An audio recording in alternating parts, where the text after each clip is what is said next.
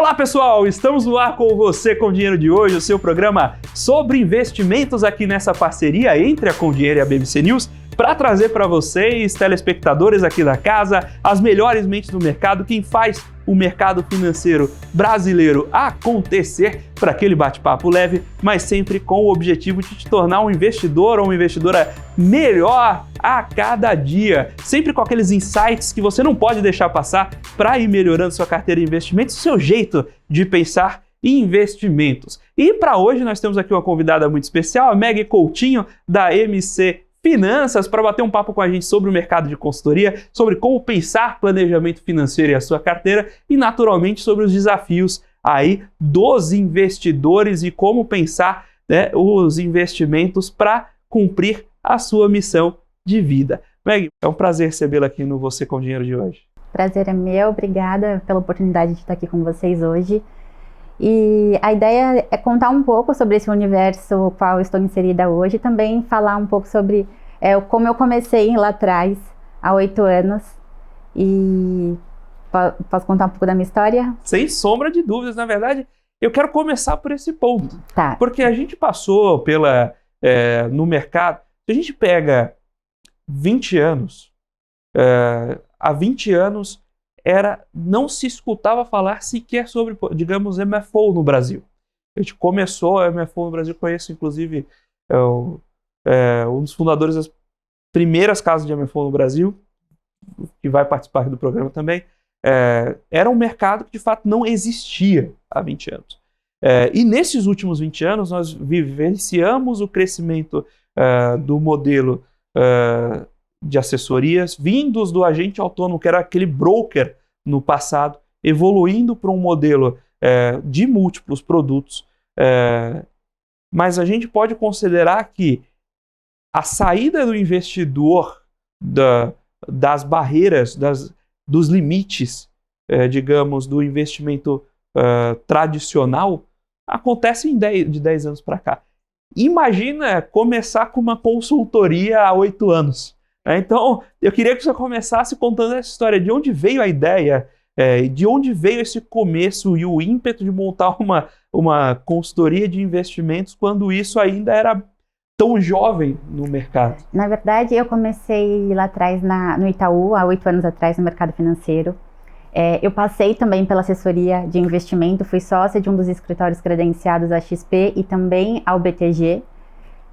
Fiz parte do Grupo Primo como consultora de investimentos e depois entrei, na verdade, tirei do papel um sonho, que era abrir minha própria empresa de consultoria de investimentos, que hoje eu sou sócia fundadora da MC Finanças, e hoje eu consigo estar atendendo os meus clientes da forma como eu acredito.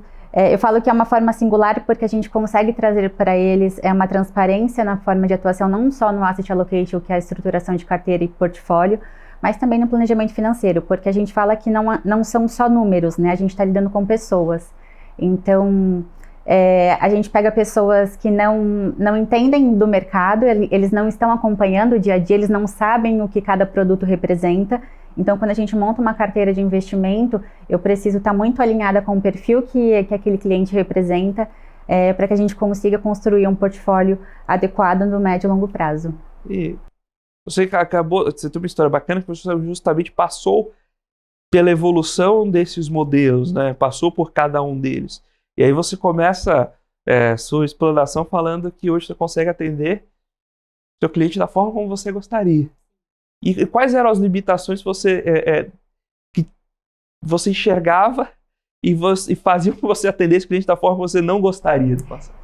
Eu falo que hoje existe uma diferença muito grande no modelo do assessor com o consultor, e as pessoas acham que eles fazem a mesma coisa. Eu tenho algumas certificações, até falando um pouco do meu conteúdo profissional. Eu sou formada em administração de empresas, eu tenho MBA em investimentos e private bank, eu tenho algumas certificações como Ancor, CEA, também sou planejadora financeira. E a Ancor eu me descredenciei e optei só em manter com o CEA, que sou especialista em investimentos hoje, homologada pela CVM. E o porquê que eu fiz isso? O assessor de investimento, ele é um preposto comercial da corretora, ou seja, ele não é um especialista em investimentos, ele só pode passar as orientações que a corretora está informando sobre determinado produto para o cliente, ou seja, a determinação de investir naquele produto é do cliente, que na maioria das vezes não sabe o que é aquele produto e acaba investindo de forma errada. E o que acontece?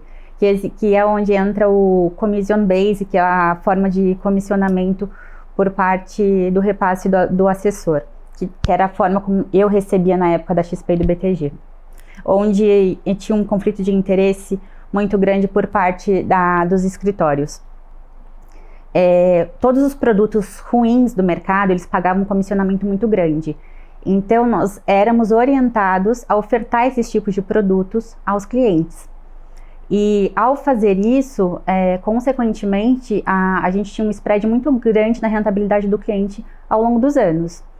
E essa não era a forma com a qual eu acreditava seguir orientando os meus clientes, e fez com que eu fizesse essa migração de carreira para a parte de consultoria. No entanto, que eu fiquei pouco tempo na área do assessor. Foi quando eu conheci a Portfel e mudei e decidi tirar... Felipe Spritzer. Gente finíssima, ele conhece desde o começo da Portfel. Eu acredito muito na metodologia deles e, inclusive, a Com Dinheiro, a plataforma que eu atuo hoje na minha empresa, eles atuavam lá também, e é fantástica. E aí, diante disso, eu estava no impasse, porque produtos bons, eles se vendem por si só, então eles não pagam comissão para o assessor. Então, eles faziam a gente ofertar produtos ruins. Então, eu, dentro do meu escritório, o qual eu estava dentro da XP ou do BTG, tinha que ficar ofertando esses produtos. E eu entrava em conflito com os sócios por não fazer isso. Então, eu acabei tendo que optar entre a minha saída e ir para um outro segmento. Mas... Isso, pelo próprio modelo Commission-Based, é incentivado que você tem, de certa forma, parte da rentabilidade do produto da plataforma que o distribui. Mas, por exemplo, no modelo de banco, esse tipo de conflito existe também? Como ele funciona ali dentro? Dado que, geralmente, você é seletista, então... O banco, ele é um pouco... Eu trabalhei no Itaú. O banco, ele é um pouco diferente, por quê? As pessoas são CLTs, eles não recebem comissões por produtos, mas eles têm metas a serem atingidas. Então, por exemplo, você tem que oferecer um COI. Ele tem lá tantos mil de COI para atingir naquele determinado mês. Então, ele tem que vender para determinado X número de pessoas. Então, é da mesma forma, só que um pouco diferente. Eu vou te dar um exemplo em relação a essa forma de modelo comissionado, tá? No Reino Unido e na Austrália, esse modelo comissionado, eles são proibidos de serem exercidos por profissionais para atendimento aos investidores. Nos Estados Unidos, 80% dos profissionais já não utilizam mais o modelo comissionado, porque grande parte dos investidores não acreditam nesse modelo por conta do conflito de interesse. Aqui no Brasil, eu acredito que a Portfel, ela dominou e começou isso muito cedo, na verdade com o Felipe, e as corretoras, na verdade os escritórios, alguns começaram a enxergar essa mudança, estão trazendo isso, por mais que as pessoas ainda acreditem que são atendidas de graça, né? Porque quando você fala assim, sou atendido por um escritório da XP, eles não me cobram nada. Mas quando você coloca na ponta do lápis o spread que eles te tomam na rentabilidade no final dos anos que você é atendido por esse cliente, você consegue ter uma noção do quanto que você está perdendo e deixando dinheiro na mesa. Eu acho que essa é uma conta, e a CVM tem trazido instrumentos, né, para deixar essa conta revelada. É importante que o cliente saiba, especialmente para o cliente inicial, às vezes é difícil que a conta feche, em termos de... Mas é bacana que o cliente cada vez mais tenha essa visão e faça a sua escolha de maneira consciente, né? Eu conheci também uma casa que se estabeleceu na época como uma gestora de carteiras, e ela tinha uma dificuldade tremenda de explicar para o cliente o modelo fee-based. Em algum momento ele desistiu e montou uma assessoria de investimento para poder cobrar o rebate do cliente. Ele falava para o cliente, olha, mas aqui você vai me pagar o dobro, o triplo. Não, mas tá tudo bem. Aí ele desistiu de ficar comprando essa briga com o cliente. Eu falo que hoje na MC Finanças eu tenho É claro, eu tenho os meus clientes que estavam comigo desde a época da XP, e quando eu mudei para esse modelo de consultoria, eles ficaram felizes porque são pessoas que confiam no meu trabalho e eu sempre recebo indicações. E eu não trabalho só com a estruturação do portfólio em si, indicando produtos, por conta da minha capacidade analítica, mas também porque eu não enxergo eles só como clientes. Eu vejo muito além disso, né? A gente cria um relacionamento de longo prazo, então a gente busca fazer um planejamento financeiro, entendendo quais são os sonhos, os planos, a gente faz uma gestão de orçamento, então engloba a vida dele como um todo. E eu sempre procuro, eles não gostam de ficar lá vendo o mercado, ficar entendendo o que está acontecendo no mundo, então eu procuro manter eles informados da melhor forma. A gente sabe que o Brasil tem uma cultura muito antiga, então nós não fomos ensinados a investir.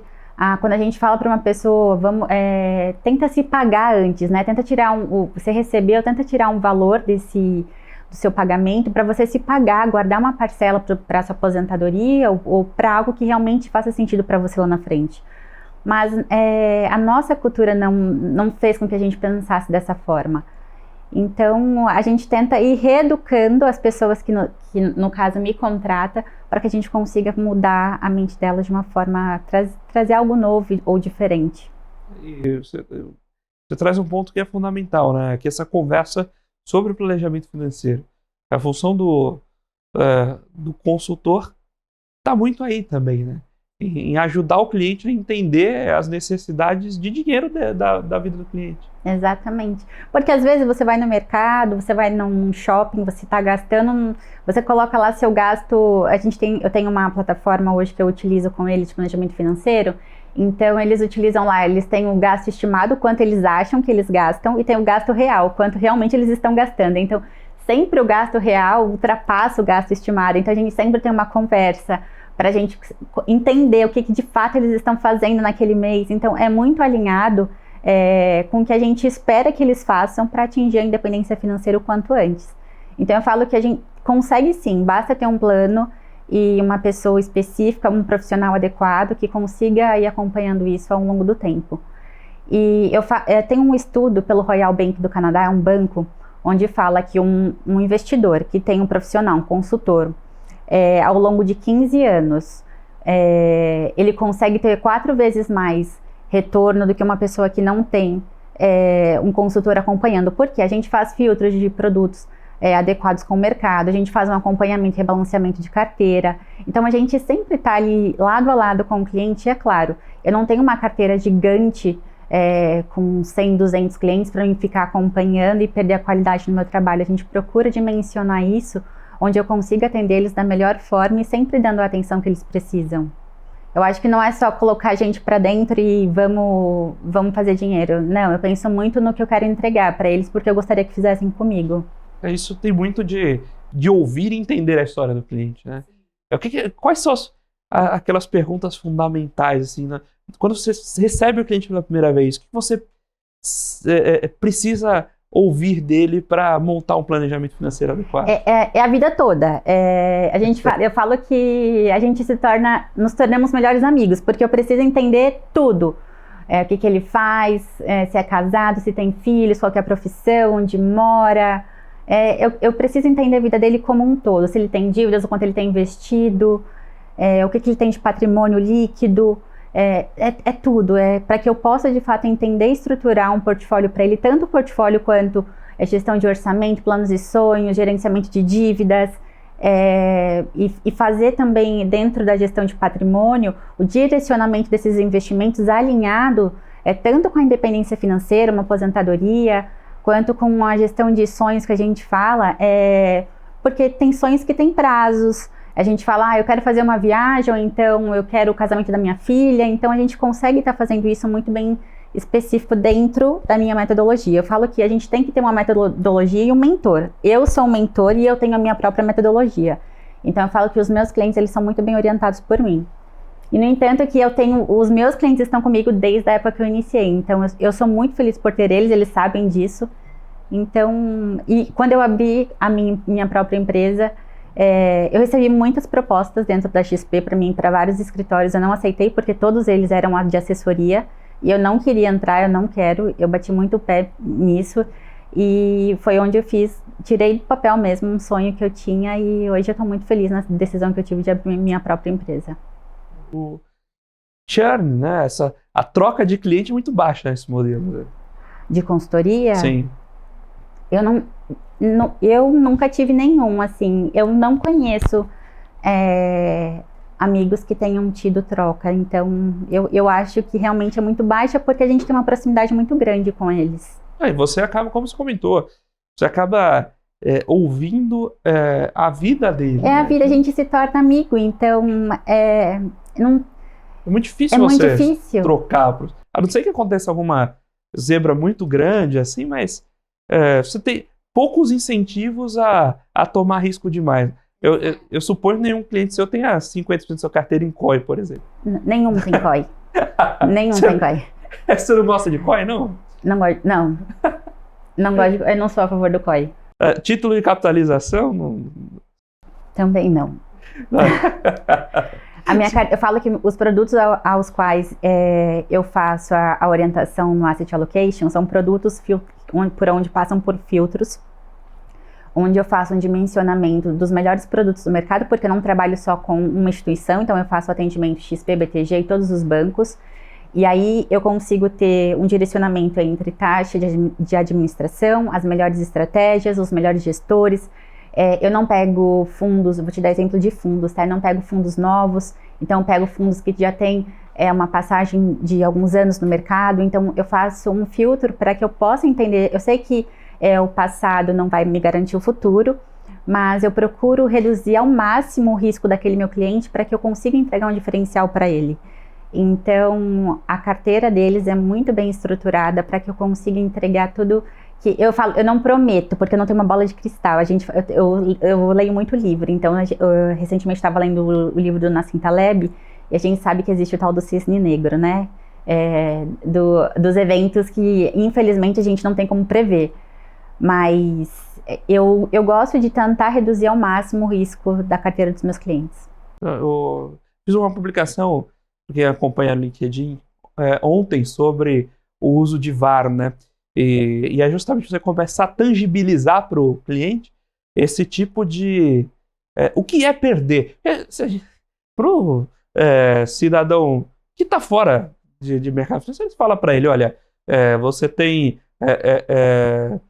5% de probabilidade de perda desse nível de dinheiro, é uma coisa... É muito abstrato, né? Mas quanto mais você coloca isso, olha, do jeito que a carteira está montada, você tem uma expectativa de retorno histórica de tanto, e a sua perda esperada de tanto. Ou então, outro indicador que eu gosto de levar para os investidores é máximo drawdown, né?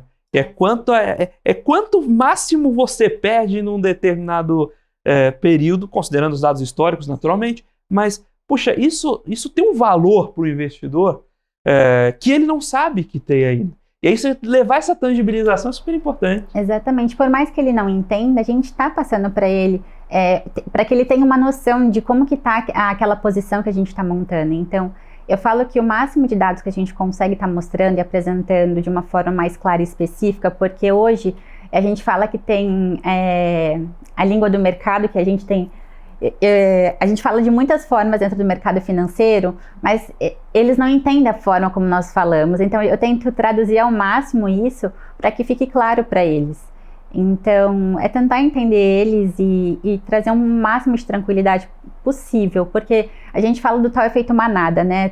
Agora vai acontecer o halving em abril, tá todo mundo comprando Bitcoin, claro, é imprevisível, a gente não sabe o que de fato pode ser que aconteça, mas tem muitas coisas que acontecem que acabam impactando o mercado. Tem pessoas que não têm noção nenhuma do que está acontecendo e acabam agindo por impulso.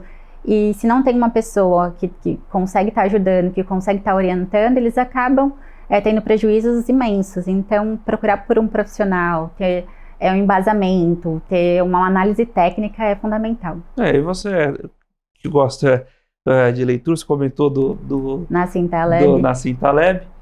Tem um outro mote aí que nos ajuda a tomar decisões erradas de investimento são os vieses cognitivos lá, rápido e devagar lá do Kahneman, fala muito bem disso. Às vezes, ter alguém para conversar já faz uma diferença. Fala, cara, você tem certeza que você está tomando essa decisão pelo caminho certo? Ou porque você está vendo muito noticiário sobre halving, por exemplo? Exatamente. Porque hoje, quando você abre tanto o Instagram quanto a internet, tudo é Bitcoin, né? Se ele está subindo ou caindo, é tudo Bitcoin. Então, as pessoas estão comprando compulsivamente. E assim, se você não tem o sentimento de que ele tem quedas expressivas, na hora que ele cair, você vai sair vendendo, você vai também sentir a dor na hora de vender, do prejuízo. Então, você tem que entender também qual que é o seu perfil. E para isso, você tem que ter um profissional que possa te orientar da melhor forma, ou você tem que entender um pouco melhor do que você está fazendo. Então, tem muitas coisas a serem analisadas. Sem dúvidas, sem dúvidas. E qual que é a importância? Você comentou de Bitcoin, pensei nos criptoativos naturalmente, mas pensando nessa alocação por classe de ativos, né? Qual a importância do asset allocation na hora de compor a carteira? A importância, eu falo que é a diversificação, né? Que eu falo que é o único almoço grátis. Eu estou batendo na tecla do assessor porque eu pego muito cliente que fala assim, você está me cobrando uma taxa fixa ao ano, mas eu sou atendida de forma gratuita pelo assessor. E aí eu tento explicar para ele que não existe almoço grátis no mercado financeiro, alguma coisa ela está sendo cobrada. E a única forma de que ela possa diversificar o patrimônio é o asset allocation bem estruturado. Por quê? Tendo uma estruturação de portfólio adequada e alinhada com o perfil, ela consegue sim bons retornos, porque a gente tem renda fixa, renda variável, produtos alternativos, exterior, então a gente consegue bons produtos de alocação alinhado com o perfil do cliente. E eu não faço market time com o meu cliente. A gente busca seguir uma carteira de médio a longo prazo, e claro, pode ter algumas oportunidades eventuais que eu faça, algum tipo de realocação, pode, mas eu busco seguir uma carteira de longo prazo. E aí sim, a gente consegue ter uma noção de performance, e eu sempre ando muito alinhada com ele a isso, e eu sempre explico esse tipo de movimento na carteira, e tudo que eu faço, eles estão sempre muito alinhados com a movimentação. Tem uma pesquisa, o Sharpe, né, do índice de Sharpe, ele não fez só isso da vida, né? Ele tem uma pesquisa muito interessante, saiu em 1992, Style Analysis, que fala justamente de numa carteira mediana, 80% do retorno é explicado pela classe de risco que você está tomando, né? Não pela seleção daquele ativo que você achou. Não, você vai alocar em ações, vai ter o retorno. Boa parte do seu componente de retorno é a média do mercado de ações. Você vai alocar em títulos de dívida, boa parte do seu retorno é a média do mercado de títulos de dívida. Isso explica a maior parte do retorno, e vai montar uma carteira pensada nesses fatores de risco essencialmente mais importante do que selecionar bem o ativo A, B ou C. Né? Exatamente. E o que eu falo do asset allocation bem estruturado é isso, porque a gente pega às vezes carteiras que vêm de outros lugares, montadas seja pelo cliente ou por alguma outra pessoa, e o que acontece? Essas carteiras, ela não tem uma estrutura bem alinhada, seja com o perfil do cliente ou seja com a estrutura da própria carteira. São ativos simplesmente colocados ali, aleatoriamente, que não se interligam, então não tem correlação, eles não fazem sentido nenhum. E quando a gente pega isso, a gente tenta montar e enquadrar de uma forma que a gente consiga um retorno e mostrar para ela que existem sim formas de montar uma carteira que ela veja que no longo prazo ela tenha resposta dos ativos em si, para que ela consiga uma posição alinhada com o que ela espera, com o que ela procura. Então, é mais a ideia dela ter um profissional que entenda do que está fazendo. E de fato, olhe essa carteira de maneira global, né? Você bem colocou aí que tem a questão de como os ativos se correlacionam. Então, se você tiver uma carteira super diversificada, né? Você tem ações do Banco do Brasil, Itaú, Bradesco, Santander, né? Super diversificado. Aí você vai para renda fixa. Você tem um CDB pré, né? De uma financeira para vencer em 2026, 27, 28. Provavelmente sua carteira está toda numa direção, que se a taxa de juros sobe, você sofre. Né? E o que acontece, por exemplo, outro dia eu peguei a carteira de uma cliente, ela estava exposta em um único emissor. Ela tinha só CDB pós, tudo em renda fixa, só num único emissor. E o porquê que estava? Porque as taxas desse emissor eram altíssimas, mas porque o risco de crédito era gigante. Então, assim, tem muita coisa ruim no mercado e as pessoas não têm noção. Então, eu falo, falta muita educação financeira? Falta muita informação. Eu não sei se falta informação porque hoje você entra na internet, você consegue encontrar muita coisa, mas eles não sabem fazer um filtro disso. Então, por isso que tem que ter uma pessoa orientando. Até a dor da capacidade de análise, você pode ter informação. Toda financeira tem o balanço lá no Banco Central. Mas como é que um cidadão comum vai avaliar a capacidade e a insolvência de uma financeira? Exatamente. Não dá pra gente, por mais educação financeira que o país tenha, não dá para presumir que o cidadão comum vai saber o risco de insolvência de uma financeira. Isso mesmo. E hoje eu falo, né? Eu tava vindo para cá, eu gosto muito de ouvir podcast. E eu gosto muito do Economista Sincero, porque o dele é super rápido, né? Ele começa a falar ali, ele fala tudo super muito rápido. E a gente sai o Boletim Focus, ele coloca lá as projeções, só que nunca sai exatamente o que tá ali. Os dados sempre são extremamente... nunca bate no final com o que realmente tá dado.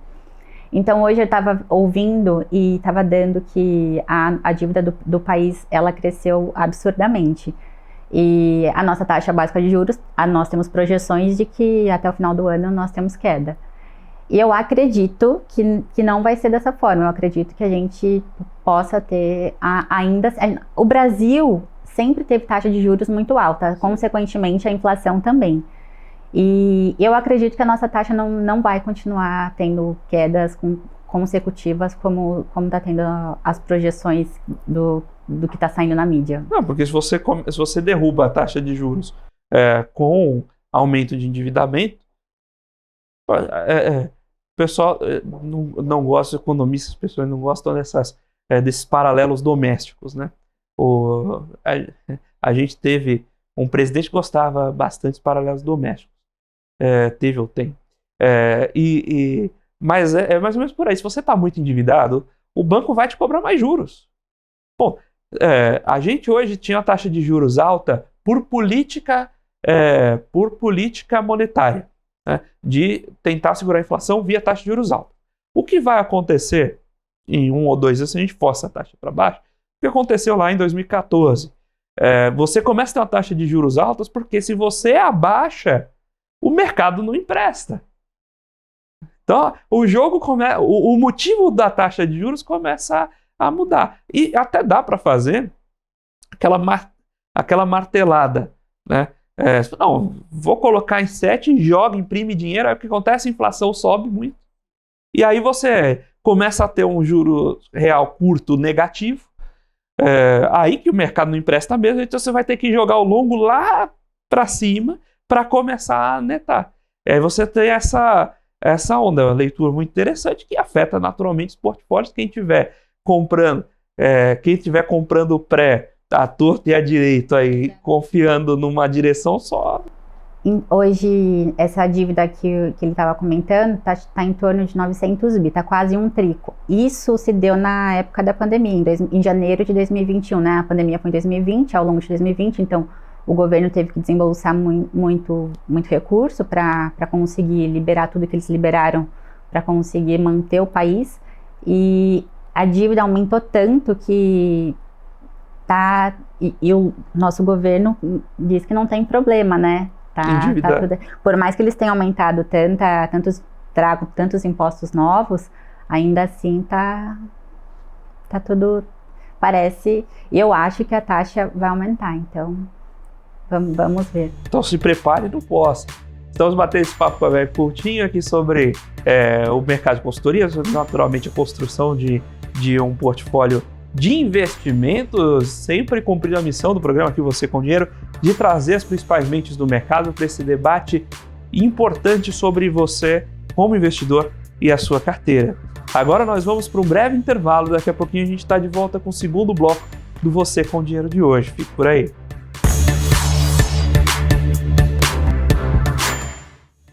Olá pessoal, estamos de volta aqui para o segundo bloco do Você com Dinheiro de hoje, batendo um papo com a Meg Coutinho, consultora de investimento, sobre o mercado de consultoria, sobre como pensar a sua carteira de investimentos e naturalmente quais são as dicas, as leituras, como a gente pode ajudar você, investidor, a pensar seus investimentos um pouco melhor. Meg, a gente terminou o último bloco falando um pouquinho dessa leitura de cenário, sobre como você deve pensar sua carteira de maneira diversificada para não depender da confiança exagerada na sua previsão, né? A gente sabe que o ser humano tem um viés importante de autoconfiança em achar que está mais certo que ele realmente está. Então, é bom blindar a sua carteira de investimento disso.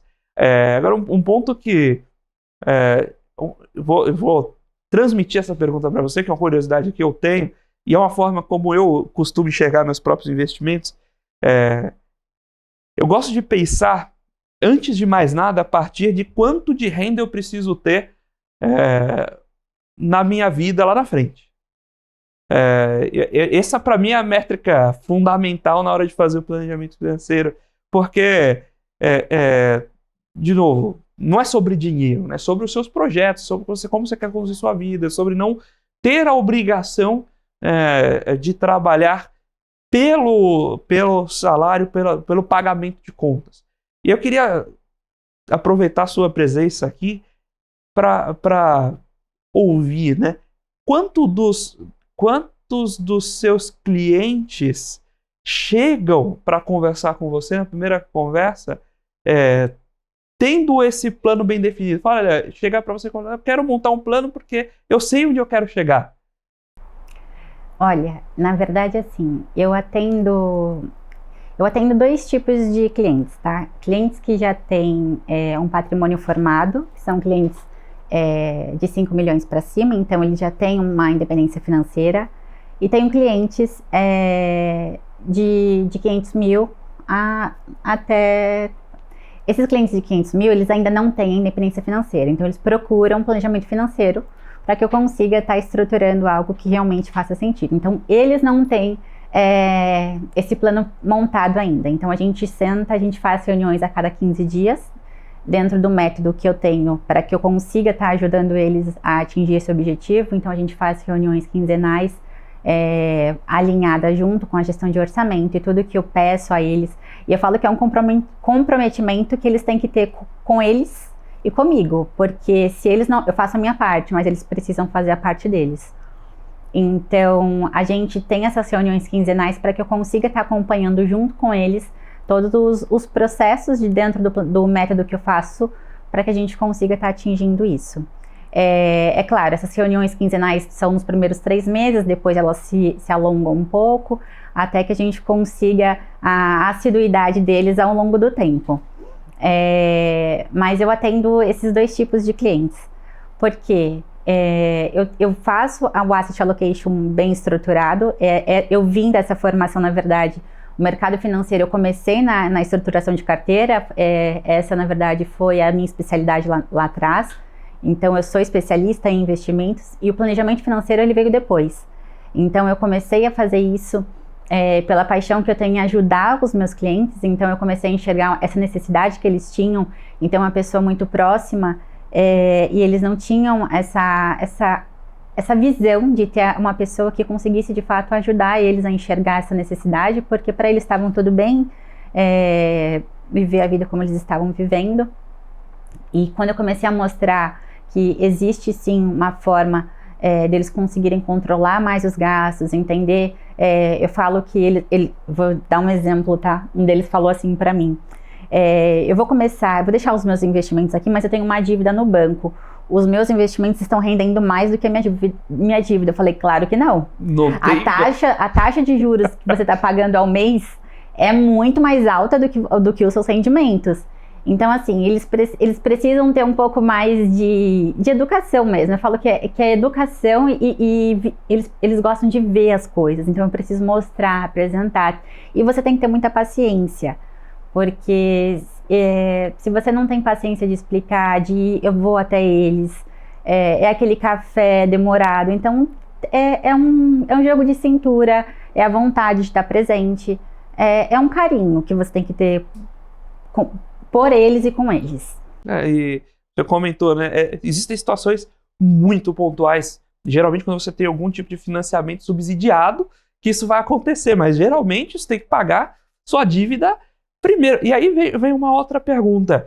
Você chega a apoiar seu cliente, por exemplo, nesse relacionamento com o banco? Então, poxa, você tem uma estrutura de dívidas, vamos baratear essa estrutura de dívidas, vamos conversar sobre até falando em financiamento subsidiado, né? Poxa, você tem um plano de comprar uma casa própria, olha esse plano. Como é esse relacionamento também do lado passivo? Inclusive, eu tenho contato direto com os gerentes deles. Por exemplo, eu sou uma consultora, então eu não tenho problema nenhum. Eu vou te dar exemplo de clientes meus, tá? Eu tenho um cliente que tem conta, por exemplo, no Itaú, no C6, no Nubank, e aí eu tenho um grupo onde está eu, meu cliente e o gerente. Então, eu sempre mantenho contato com todos eles, porque eu vou dando direcionamento, porque eu tenho a visão da carteira deles. Então, eu vou dando direcionamento de tudo que eles fazem seja uma orientação de investimento, seja uma orientação se o gerente está querendo vender um título de capitalização, qualquer tipo de oferta que o gerente tenta fazer para o meu cliente, eles me informam, ou eu estou ciente de tudo. Então, de fato, eles me enxergam como a pessoa de confiança. Eu falo que realmente nós somos a pessoa de confiança deles. Então, eu tenho contato direto com os gerentes de todos os meus clientes que têm conta em banco. Por que eu perguntei isso? Às vezes o relacionamento com o banco, naturalmente, quando você tem o contato com os gerentes dos seus clientes. Conforme você tem uma carteira de clientes, eventualmente você vai ter sobreposições, né? E aí o mesmo gerente vai atender mais de um cliente. Isso vai te dando um ganho de escala na hora de conversar com os bancos, né? E aí, só para o pessoal, tem um exercício que eu estava fazendo com um ex-sócio meu sobre essa negociação com o banco, né? Se você tem uma LCI no aplicativo do banco, a 85 do DI, e aí por você conhecer o banco, você sabe como é que funciona a mesa, etc e tal, você consegue mudar de um 85 para 95 comprando direto da mesa, são 10% de CDI ao ano, 10% de CDI, o CDI a 11 hoje, a gente está falando de 1% ao ano a mais de remuneração, já paga o FII da consultoria e sobra dinheiro. E são detalhes pequenos, você não está nem trocando risco, mas é de construção de relacionamento, que para cada indivíduo sozinho é muito mais difícil tecer, né? Exatamente. E é claro, no início, o gerente ele fica com o pé atrás, eles não gostam.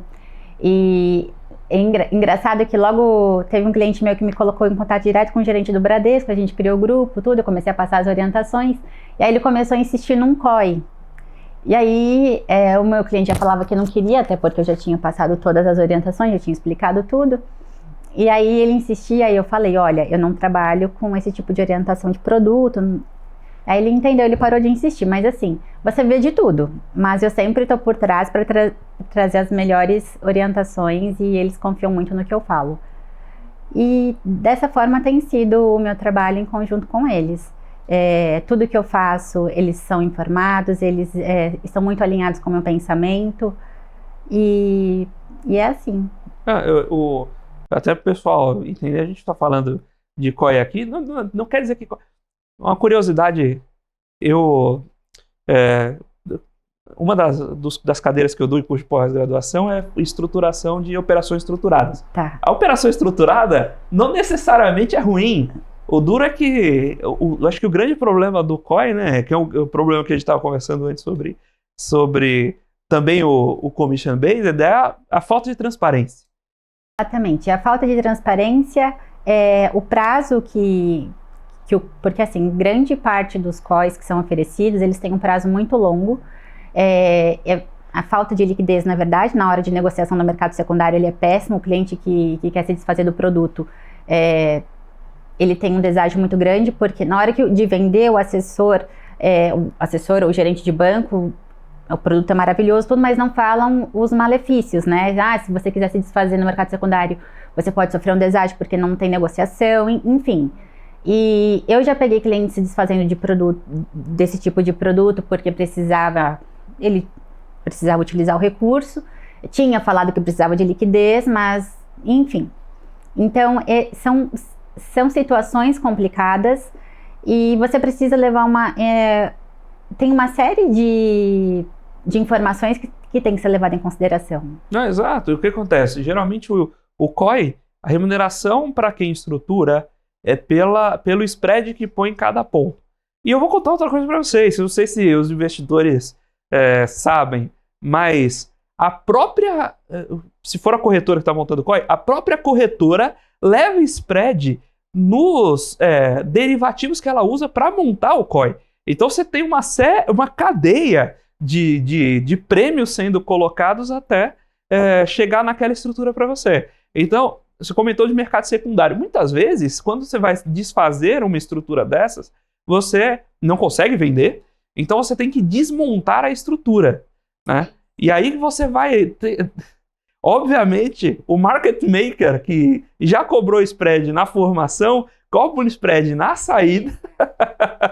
Então a corretora já tem uma bucha na mão para se desfazer e vai te cobrar o spread na desconstrução também. E você acaba tendo um preço do ativo que é muito diferente do preço de tela. Então é super importante que você entra num produto desse, e aí, que é o que a gente está conversando bastante sobre asset allocation, alinhamento de objetivos. Você quer entrar num produto? Não é só esse não, renda fixa também. Case o prazo do que você está comprando, seu investimento, com prazo de uso, né? Então, quer comprar um COI, tudo que a gente está falando aqui, você vai comprar um COI? Ok. Você vai comprar um COI para 2 anos, coloque o valor investido que você vai usar daqui 2 anos. Não compra um COI daqui 2 anos achando que você vai usar daqui 3 meses. Exato, senão você vai correr um risco tremendo de tomar esse deságio na saída. E outra coisa, você não vai entender toda a estrutura, COIs costumam ter estruturas bastante sofisticadas dentro, e eventualmente o investidor não vai emular. Se você aprender a montar a operação em casa, é excelente, mas isso é pouco comum, e mesmo que você consiga, você não tem acesso ao market maker. Então, não vai conseguir, vai comprar o COI, beleza. Agora, veja os critérios, vê se faz o mínimo sentido. Tem COI que a gente vende que assim, você toma o risco de renda variável, se 5 papéis subirem, você ganha 10% ao ano. Pô, não faz sentido. 10% ao ano você ganha na renda fixa, você entendeu? Então, não seja presa tão fácil também. É por isso que eu falo da falta de transparência. Não é só no COI, né? Tem outros produtos também. Tem o tal do Fiagro agora, né? Que tá na moda. Então, tem muita gente colocando Fiagro na carteira dos clientes e o próprio assessor não sabe explicar o que é um Fiagro e acaba alocando esse tipo de produto. Tem o tal da Rubi, que é um produto de renda variável também. Então, tem muita coisa envolvida que eles acabam alocando. Às vezes, eles nem fazem reunião com o cliente para explicar o porquê da alocação, eles simplesmente mandam um push, o cliente assina e está tudo bem. Mas estamos aqui para conseguir orientar da melhor forma. Exatamente. Puxa, desconfie de tudo que... Você comentou uma coisa que é muito boa. Produto bom se vende sozinho. Então desconfie de tudo que estão vendendo demais para você. Então, poxa... Tem que assinar rápido, porque senão você vai perder a oportunidade, essas coisas... Chances dessas não acontecem toda hora, tá passando um cavalo selado Esse aqui você não vai achar uma outra melhor. COI com nome de pedra preciosa. Isso tudo fica esperto. Porque se precisa de muita maquiagem é porque o que está por trás não é tão bom. Não é tão bom. Não é tão bom. E falando de diversificação, tem um tema que a gente está trazendo bastante aqui, escuta bastante também da turma de mercado, que é a diversificação internacional. Hoje em dia, diversificar sua carteira globalmente é um pouco mais acessível. Você tem formas que, poxa, antigamente você tinha que montar uma trust lá fora, mandar o dinheiro, só o que você vai gastar de administração da trust. Sim. É um absurdo. É um absurdo. Então, hoje em dia, você já sente essa maior diversificação por parte dos clientes e você tem acompanhado e incentivado seus clientes a olharem posições offshore? Sim, e tem uma facilidade maior também, né? Hoje, esses bancos digitais também, eles oferecem e a gente consegue estar investindo tanto em bonds, em ETFs também, que facilitam essa diversificação de portfólio. Eu falo que aqui no Brasil a gente consegue, por exemplo, investir num ETF tipo IVVB11, mas a gente não está diversificando em moeda forte, a gente ainda está no real. Mas a gente consegue estar abrindo uma conta no digital que seja aplicando de fato num bond, que seja em dólar, a gente já consegue ter uma exposição maior. Então a gente tem também esse tipo de conversa dentro da consultoria para que a gente consiga abrir o leque, não só em diversificação aqui no Brasil, mas uma diversificação geográfica também. Então a gente tem muita conversa bacana. Eu falo que tem muita coisa a ser aprendida por eles, e aqui dentro da MC Finanças, eu falo, tem um mundo para que eles consigam se encontrar, porque eu falo que eu não estou lidando só com dinheiro, a gente está lidando com pessoas, e antes de mais nada, eles não têm que só entender, eu tenho X de mil de patrimônio. A gente tem que entender o que tem por trás disso tudo, né? Como que eles construíram até chegar aqui. A gente tem que ter uma preocupação maior com o patrimônio deles, porque eles guardaram isso ao longo da vida. Então, eu acho que é isso. Maravilha. Eu concordo muito. E a gente tem, de novo, conversado com vários especialistas pensando nessa carteira de investimentos, e eu concordo muito com essa questão de olhar as pessoas, né? Que, afinal de contas, de novo, o dinheiro está para servir aos sonhos das pessoas e como elas querem organizar suas vidas, né? O dinheiro deveria ser um instrumento, não o fim, o fim em si mesmo, né? Exatamente.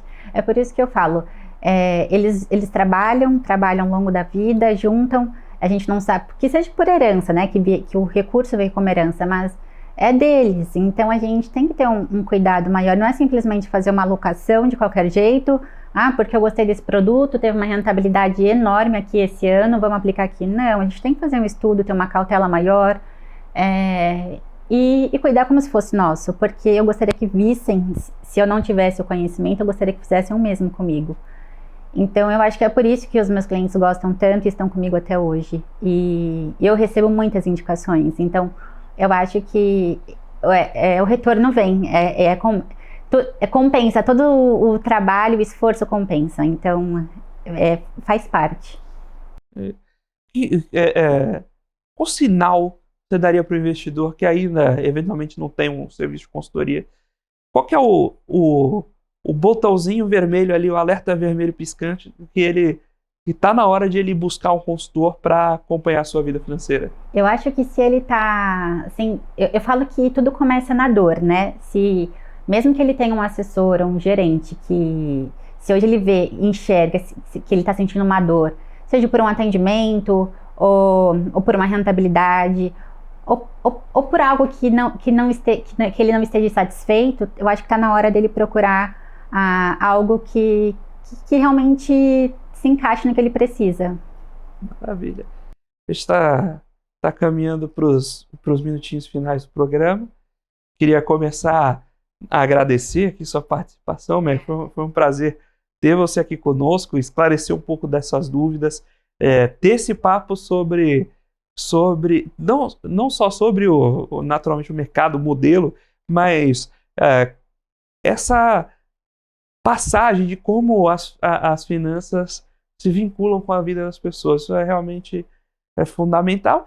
Agora, antes de encerrar, eu preciso te convidar a deixar também seus contatos, quem quiser procurar a MC Finanças, quem quiser falar com a Meg, quem quiser eventualmente ser cliente, como legal. pode encontrar você, como quem você está recebendo como cliente, né? Também é importante. Tá certo. Hoje eu utilizo meu Instagram como principal ferramenta por onde eu faço as minhas divulgações. Na verdade, eu acho que é a principal rede social que todo mundo mais utiliza, né? Então é Meg Coutinho, eu utilizo como meu nome mesmo, e quem quiser me encontrar é por lá, tem todas as informações sobre mim. E hoje os principais clientes que eu estou atendendo são clientes a partir de 500 mil, e eu presto consultoria, planejamento financeiro, investimentos em offshore, alocação de carteira, enfim, eu acho que a estrutura como um todo de um planejamento financeiro é o que nós fazemos dentro da MC Finanças. Maravilha. Muito obrigada pela oportunidade de estar aqui na Você com Dinheiro. Muito obrigada, Felipe. Foi um prazer. Só uma coisa, você tocou em 2 pontinhos aí que eu queria só reforçar rapidinho. O pessoal tá chamando aqui, mas tem 2 pontos. Você comentou de investimentos offshore e você comentou do piso de patrimônio. Só investimentos acima dos 500 mil em ativos líquidos ou tem ativos ilíquidos ali? Você ajuda a acompanhar também? Eu ajudo a acompanhar tanto os ativos ilíquidos quanto os ilíquidos. E investimentos no exterior, quais são as alternativas? Você tem investimentos no exterior via fundos, bonds também? Ou só investimentos no exterior, alocações via ETFs e BDRs? ETFs, BDRs e fundos também. Fundos também, sim. Fundos offshore, perfeito. Muito obrigado. Agora sim, mais uma vez, muito obrigado pela sua participação. Obrigada a vocês, foi um prazer. Foi um prazer e quem quiser acompanhar a carteira com a Meg, pode ter certeza que o sistema que ela usa é muito bom. Com dinheiro. Eu não podia deixar passar esse comentário. Mas muito obrigado pela participação. Muito obrigado a você, profissional de mercado, investidor e telespectador aqui da BMC News, pela sua companhia, pela sua audiência. O Você com Dinheiro vai ao ar de segunda a sexta, sempre aqui no mesmo horário, para trazer para vocês principais mentes do mercado, quem faz o mercado financeiro brasileiro acontecer, para um bate-papo leve, mas sempre com o objetivo de tornar você um investidor melhor a cada dia. Nós vamos sempre convidando essas pessoas que trazem temas diferentes, que trazem essas discussões distintas, para que vocês também criem a sua própria interpretação dos fatos, criem a sua própria forma de pensar, criem a sua autonomia. Então, se você quiser também sugerir novos temas, novas pautas, quem você quer ver aqui no Você com Dinheiro conosco, deixe lá sua mensagem em contato@comdinheiro.com.br e pode procurar a gente também nas redes sociais. A Bia comentou lá do Instagram, siga lá @felipe.ferreirabr também, mas sobretudo o LinkedIn, é uma ferramenta que vocês podem lá acompanhar o nosso trabalho. Então, Felipe Ferreira no LinkedIn vocês devem também encontrar. Deixe sua mensagem, sua sugestão de convidado, sua participação e, sobretudo, naturalmente, não pode deixar passar. Se você, assim como a Meg, quiser conhecer um pouco mais sobre as soluções da Com Dinheiro, como elas podem te ajudar a consolidar seus investimentos, fazer os seus estudos, suas análises sobre o mercado financeiro brasileiro e do exterior, visite lá www.comdinheiro.com.br, conheça as nossas soluções, como a gente pode ajudar você ao seu negócio, aos seus investimentos, e marque uma reunião conosco, deixe uma mensagem lá, deixe seus contatos e marque uma conversa com um de nossos especialistas. Tenho certeza que a gente tem bastante a contribuir com todos vocês. Nós vamos ficando por aqui com Você com Dinheiro de hoje. Mais uma vez, muito obrigado pela sua companhia, pela sua audiência e até a próxima. Tchau.